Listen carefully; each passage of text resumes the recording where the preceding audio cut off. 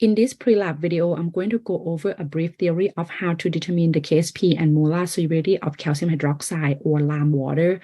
And then we're going to talk about the pre-lab questions, and then we're going to talk about the calculation for the post-lab as well, okay? In this lab, we are going to use calcium hydroxide, which is insoluble salt, which means when you dissolve this salt into water, majority of them will stay as solid. Okay, so there will be some few molecules that will dissolve and dissociate into calcium ion and hydroxide ion. The amount of calcium hydroxide that can dissolve at equilibrium, this amount is what we define as molar solubility. Okay, so which is going to be reported in mole per liter, which means that per 1 liter, it tells you about how many mole of calcium hydroxide that will dissociate, right, or it can dissolve in water.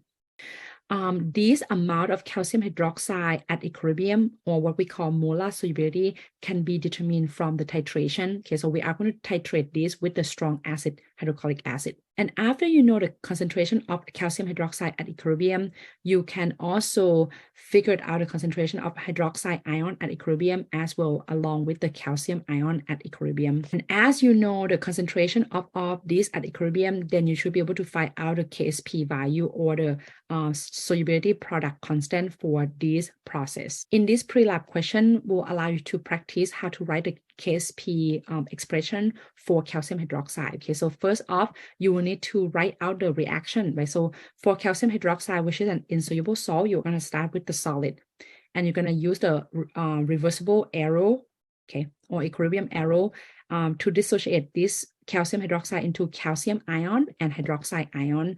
And since we have the subscript 2 for the hydroxide, so therefore you will need to change that to be the coefficient, right? So to indicate that after dissociate, right, so 2 of this hydroxide, right, that's going to be produced.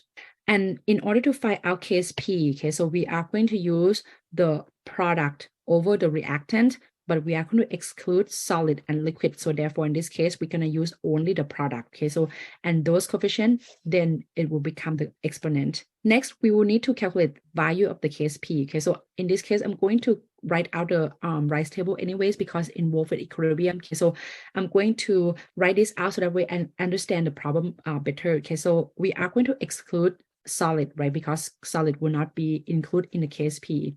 So for the initial concentration, this is what the I stand for, is the initial concentration is have to be in molarity. Okay, so in this case, since at the beginning, right, so these two will not be produced yet because these two are products, so therefore their concentration would be 0. Okay, so the change, we don't know how much it changed, so I'm going to use plus S and plus 2S. So again, the 2 coming from that coefficient, right? So this is 1:2 ratio. If this changed by 1S, therefore the hydroxide will change by 2S. Okay, so that's what it means. Okay, so the reason why I use S instead of X, because we are looking at the solubility. Okay, so S is going to refer as molar solubility, which means it's going to be reported in mole per liter. Okay, so at the end or at the equilibrium, okay, so this is the concentration at equilibrium, calcium ion and hydroxide ion would be accordingly. Okay, so now what should I put into each of these concentration? Then what would be the S value, since we are not given the KSP, but we want to calculate for the KSP. So therefore, we will need to know the concentration of calcium and hydroxide, right, in order to plug it in and solve for KSP. So another information that this problem gives us the fact that molar solubility of calcium hydroxide is 0.0045 molar. Note that this molar solubility is the same as S. So therefore, in this case, it already tells us that S is equal to 0.0045. If S equal to 0.0045, what would be the 2S? Well, it's going to be double of that amount, right? So it would be 0.0090 molar. Now, since you know the concentration at equilibrium for both of them, all you need to do next is to plug these two concentrations back into the KSP. And therefore, you're going to get 3.6 times 10 to negative 7 for the KSP. Again, note that this molar solubility for the lab, okay, so we're going to determine this from titration. So again, in this lab, you are going to do more titration again, but note that your analyte now is going to be the base, and your titrant, which is in the burette. Okay, so this is going to be an acid. Okay, so don't get them swapped. Okay, so last time in the previous titration, you add the base in the burette. Okay, so in this case, you're actually going to add an acid, okay, in the burette. Okay, so what this is going to yield is going to be the calcium chloride and water. You will need to balance this equation. If you do that correctly, you're going to get 2 mole of hydrochloric acid react with 1 mole of calcium hydroxide, right, to produce calcium chloride and 2 mole of water. And here's the setup for this lab, right? So your burette, again, is going to be filled with hydrochloric acid, and the Erlenmeyer flask is going to be filled with calcium hydroxide. Okay, so the indicator that we are using is going to give you different color because we are using different color because of the endpoint pH would be different from the previous titration. Note that you are going to stop titration when it reached the endpoint, when the color changed to light green to light yellow. Okay, so if your solution give you a very bright yellow, it means that you already passed the endpoint. Okay, so at this point, you are going to record the final volume of hydrochloric acid, right? So if you read the initial, you know the final, you should know how much hydrochloric acid is being used, and then you will get the molarity of the hydrochloric acid from the bottle. How do we figure out the concentration of calcium hydroxide then? Well, it's going to be similar to what we see in the previous titration lab as well. Molarity of calcium hydroxide can be calculated from mole per liter, right, of calcium hydroxide. For the mole of calcium hydroxide, we don't know. Okay, so this is going to come from the calculation from the titration, right? The information from the titration. The liter of calcium hydroxide will come from the volume of the pipette that we use to measure our calcium hydroxide, and that is going to be 25 milliliter. You probably notice that the unit milliliter is not the same as liter, so you will need to change that unit first, right? For the mole of calcium hydroxide can be calculated from, right, pretty much concentration of hydrochloric acid and volume of hydrochloric acid as well. Note that in order to find out mole of calcium hydroxide, right, so the ratio between calcium hydroxide and hydrochloric acid at the end point is 1:2 ratio. So this ratio right here is going to be the ratio that will allow you to convert from mole of hydrochloric acid to mole of calcium hydroxide. Okay, so by using the information from the endpoint. Okay, so how do we find out mole of hydrochloric acid then? Well, it's going to come from concentration multiplied by volume, right? Because this is mole per liter, so liter will cancel out, so therefore you're going to get the mole at the end.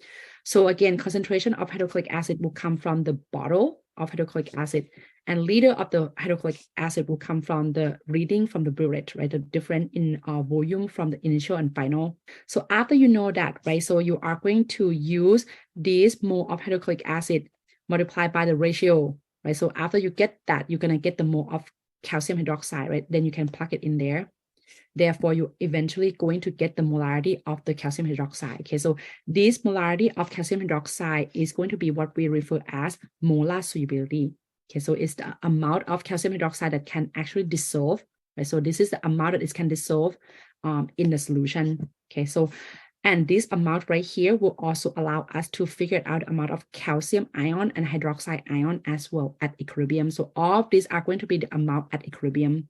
Okay, so once you know the concentration of calcium ion and hydroxide ion, then you can use those information to find out the KSP, similar to what we did in the pre-lab. Now let's take a look at the example of calculation. Okay, so this is similar to the calculation section in the lab. Okay, so let's say this is the information that I got from my titration. Okay, so I used 25 milliliter of calcium hydroxide. Okay, so molarity that I got from the bottle is 0.250. Okay, so I don't know what it is going to be yours. Okay, so it's depend on what the lab manager prepared for you. Okay, so and then these are going to be the burette reading for hydrochloric acid.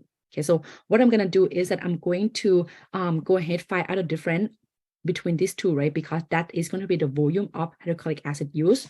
Okay, and then I'm going to use this, right? Convert that milliliter into liter, and then multiply by the concentration mole over liter to get the mole. So this is going to be the mole of hydrochloric acid. Okay, so to find out mole of calcium hydroxide, we know that is every 1 mole of calcium hydroxide, right, is going to react with 2 mole of hydrochloric acid. So I'm going to divide this by 2.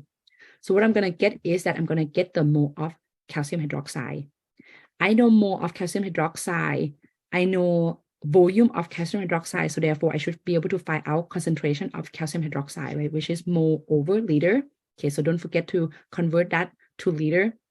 Then I'm going to get the concentration of calcium hydroxide. This concentration is the concentration at equilibrium. This is what we refer as molar solubility. Okay, so after we know the concentration at equilibrium, after we know how much calcium hydroxide is actually dissolved, therefore you should be able to find out concentration of calcium ion as well, right? It's going to be 1-to-1 ratio. Okay, so because it's contain only one calcium in calcium hydroxide, so therefore concentration of calcium ion would be the same as calcium hydroxide. Concentration of hydroxide, since there are two of them in this one compound, so therefore the amount of hydroxide would be 2 times, right, of the calcium hydroxide. And to find out the KSP, then I'm going to use this concentration right here, because KSP for this process is the concentration of calcium multiplied by hydroxide square. So what I'm going to do is that I'm going to use this concentration at equilibrium right here, right? And don't forget to square that, right? And to get the KSP eventually, so that would be my KSP value. For the procedure, you are going to do titration for both part A and part B. Okay, so the difference between part A and part B would be how calcium hydroxides are prepared. Okay, so in part A, this calcium hydroxide is actually prepared in pure water.